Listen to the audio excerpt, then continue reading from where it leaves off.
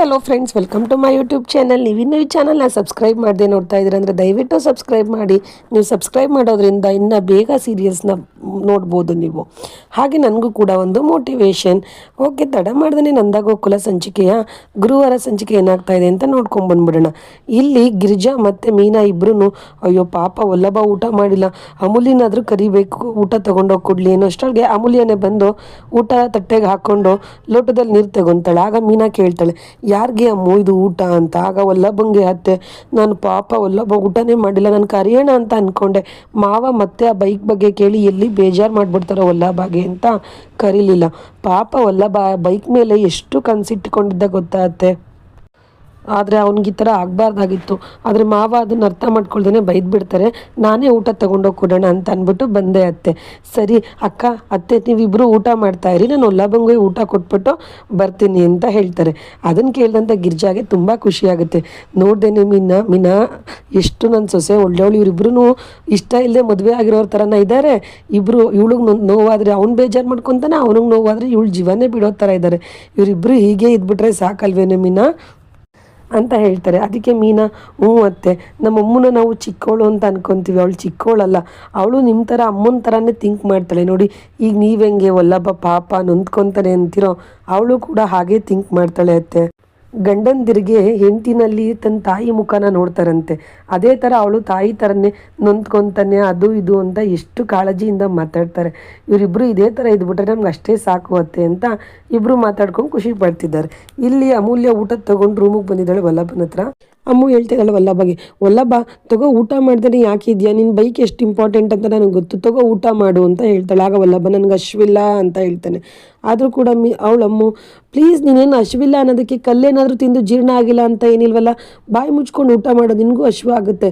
ಕಾಡ್ಪಪ್ಪ ನೀನು ಹಿಂಗೆಲ್ಲ ಮಾತಾಡಬೇಡ, ಊಟ ಮಾಡು ಕಾಡ್ಪಪ್ಪ ಅಂತ ಹೇಳ್ತಾನೆ. ಆಗ ಅವ್ನು ಹೇಳ್ತಾ ಇದ್ದಾನೆ, ಕರಿಬೇಕು ಸುಮ್ಮನೆ ಹೊಂಟೋಗು ಇಲ್ಲಿಂದ, ನನಗೆ ಹಶ್ವಿಲ್ಲ ಅಂತ ಹೇಳ್ತಾ ಇದ್ದೀನಲ್ವಾ, ಸುಮ್ಮನೆ ಹೊಂಟೋಗು ಅಂತ ಹೇಳ್ತಾನೆ. ಆದರೂ ಕೂಡ ಅಮ್ಮು, ವಲ್ಲಭ ನೀನು ಬೇಜಾರು ಮಾಡ್ಕೊಬೇಡ ಕಣೋ ಕಾಡ್ಪಪ್ಪ, ನಿನಗೆ ಹಶ್ವ ಆಗಿದೆಯೋ ಈಗಿಲ್ವೋ ಅಂತ ನನಗೆ ಗೊತ್ತು ಅಲ್ವಾ, ನಿನ್ನ ಬೈಕ್ ಎಷ್ಟು ಇಂಪಾರ್ಟೆಂಟ್ ಅಂತ ನನಗೆ ಗೊತ್ತು, ನಿನಗೆ ಅದ್ರ ಮೇಲೆ ಜೀವನೇ ಇದೆ ಅಂತಲೂ ನನಗೆ ಗೊತ್ತು.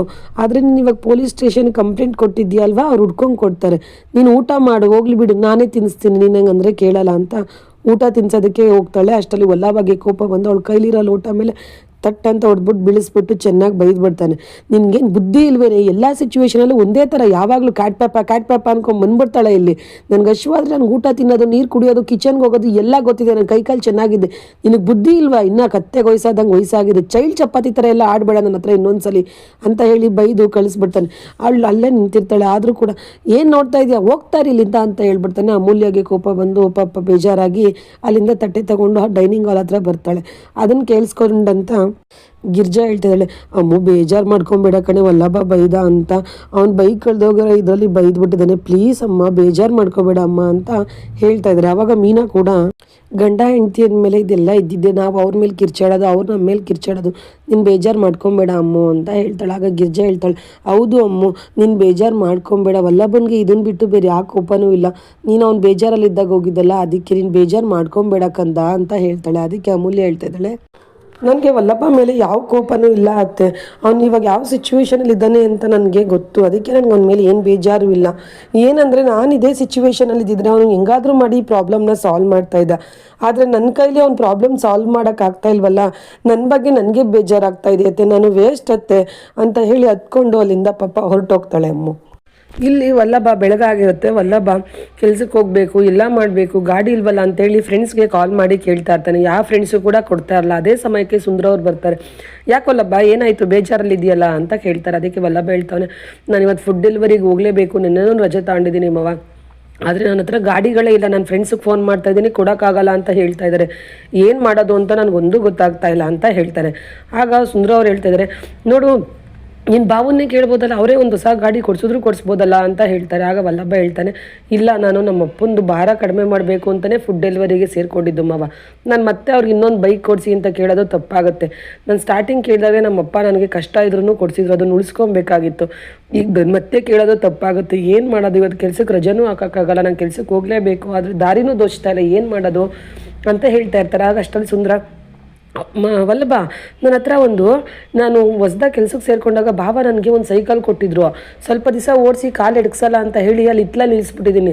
ನಿನ್ಗೇನು ಅಭ್ಯಂತರ ಇಲ್ಲ ಅಂದರೆ ಕೊಡ್ತೀನಿ ಅಂತಾರೆ. ಅಯ್ಯೋ ಮಾವ, ನನಗೇನು ಅಭ್ಯಂತರ ಇಲ್ಲ, ಫಸ್ಟು ಅದು ಯಾವ ಕಂಡೀಷನಲ್ಲಿದೆ ನಡಿ ನೋಡೋಣ ಅಂತ ಹೇಳಿ ಆ ಸೈಕಲ್ನ ತೊಗೊಂಬಂದು ಧೂಳೆಲ್ಲ ಹೊಡೆದು ರೆಡಿ ಮಾಡಿ ನಿಲ್ಲಿಸ್ಕೊಂಡು ಖುಷಿಯಾಗುತ್ತೆ.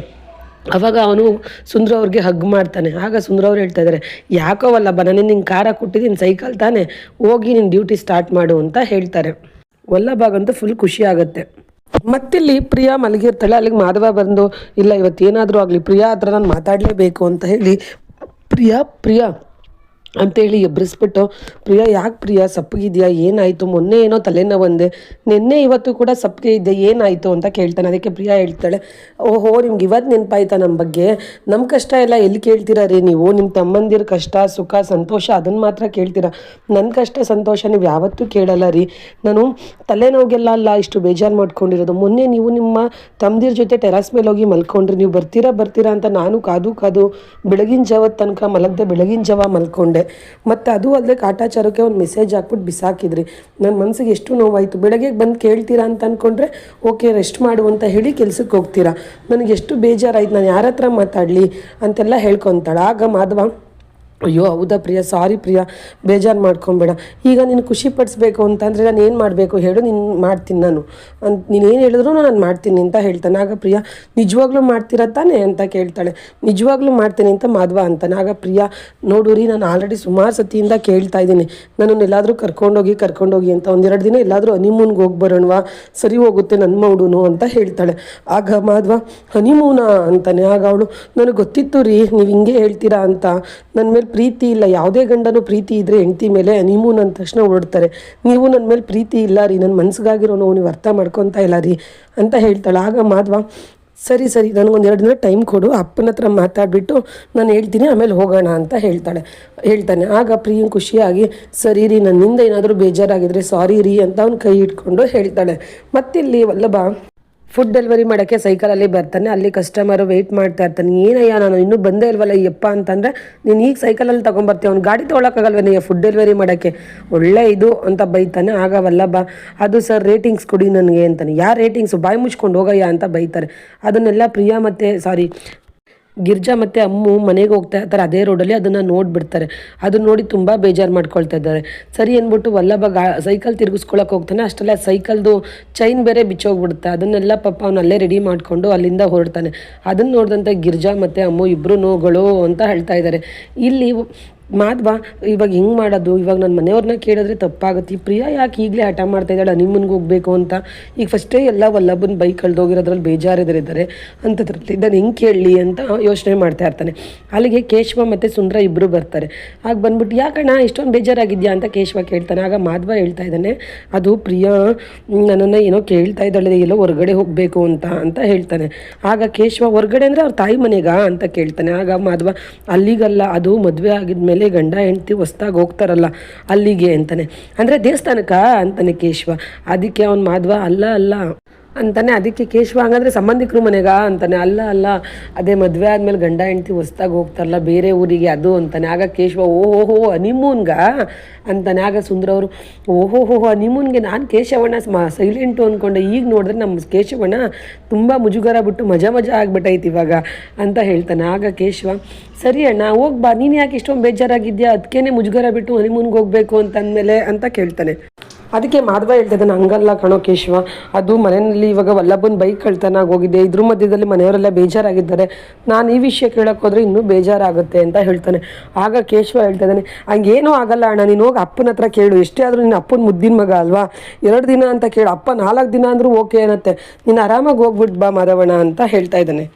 ಮತ್ತಿಲ್ಲಿ ಗಿರ್ಜಾ ಮತ್ತು ಅಮ್ಮು ಇಬ್ಬರೂ ಕೂಡ ವಲ್ಲಭನ ಪರಿಸ್ಥಿತಿ ನೋಡಿ ಗಿರ್ಜಾ ತುಂಬಾ ಅಳ್ತಾ ಇರ್ತಾಳೆ. ಅದಕ್ಕೆ ಇವಳು ಹೇಳ್ತಾ ಇದ್ದಾಳೆ, ಅತ್ತೆ ಸಮಾಧಾನ ಮಾಡ್ಕೊಳ್ಳಿ, ಏನೂ ಆಗಲ್ಲ, ಪಾಪ ಅವನೇನು ಮಾಡ್ತಾನೆ, ಹೋಗ್ಲಿ ಬಿಡಿ ಸಮಾಧಾನ ಮಾಡ್ಕೊಳ್ಳಿ ಅಂತ. ಆದರೆ ಗಿರ್ಜಾ ಹೇಳ್ತಾ ಇದ್ದಾಳೆ, ಏನೇ ಅಮ್ಮು, ನಿನಗೂ ನನ್ನಷ್ಟೇ ಬೇಜಾರಾಗ್ತಾ ಇದೆ, ನಿನ್ನ ನೋವು ನೀನು ನುಂಗ್ಕೊಂಡು ನನ್ನನ್ನು ಸಮಾಧಾನ ಮಾಡ್ಕೊಳ್ಳಿ ಅಂತ ಹೇಳ್ತಾ ಇದೆಯಲ್ಲೇ ಅಮ್ಮು, ಯಾವ ತಾಯಿಗೂ ಈ ಕಷ್ಟ ಬೇಡ ಕಡೆ ಅಮ್ಮು, ನನ್ನ ಮಗ ಎಷ್ಟು ಸ್ವಾಭಿಮಾನಿ, ಅವ್ನ ಸ್ವಾಭಿಮಾನದಿಂದ ಎಷ್ಟು ಕೆಲಸ ಮಾಡ್ತಾನೆ, ಅದನ್ನು ನಿಮ್ಮ ಮಾವ ಅರ್ಥ ಮಾಡ್ಕೊಳ್ತಾನೆ ಏನೇನೋ ಮಾತಾಡ್ತಾರೆ, ಮತ್ತೆ ಮನೇಲೆಲ್ಲ ಬೈತಾರೆ ಅವನಿಗೆ ಅಂತ ಅಳ್ತಾ ಇರ್ತಾಳೆ. ಅದಕ್ಕೆ ಅವಳು ಹೇಳ್ತಾ ಇದ್ದಾಳೆ, ಅಮ್ಮ ಮಾವ ತಾನೇ ಏನು ಮಾಡೋಕ್ಕಾಗತ್ತೆ, ಬಿಡಿ ಅತ್ತೆ ನೀವು ಸುಮ್ಮನಿರಿ ಅಳಬೇಡಿ ಅಂತ ಹೇಳ್ತಾರೆ. ಅಲ್ಲ ಕಣೆ, ನಿಮ್ಮ ಮಾವ ಮಾಡಬೇಕು ಆವಾಗಲೇ ಸರಿ ಹೋಗೋದು. ನಿಮ್ಮ ಮಾವನ ಥರ ಆದರೆ ಹೆಂಗೆ ಜೀವನ ಮಾಡೋದು? ನನ್ನ ಮಗ ಶ್ರಮಜೀವಿ, ಕಾಲೇಜ್ಗೆ ಹೋಗುತ್ತೆ, ಡೆಲಿವರಿ ಮಾಡುತ್ತೆ, ಎಲ್ಲ ಪಾಪ ಅದು ಕಷ್ಟ ಬೀಳ್ತಾ ಇದೆ. ಅದನ್ನು ಯಾಕೆ ಅರ್ಥ ಮಾಡ್ಕೋತಾ ಇಲ್ಲ ಅವರು? ಈ ಕಷ್ಟ ಯಾವ ತಾಯಿಗೂ ಬೇಡಪ್ಪ, ಯಾವ ತಾಯಿನೂ ನೋಡಬಾರ್ದು ಈ ಕಷ್ಟನ ಅಂತ ಅಂತ ಹೇಳ್ತಾ ಇದ್ದಾರೆ. ಇದಿಷ್ಟು ಬಂದು ಗುರುವಾರ ಸಂಚಿಕೆಯ ಫುಲ್ ಎಪಿಸೋಡು.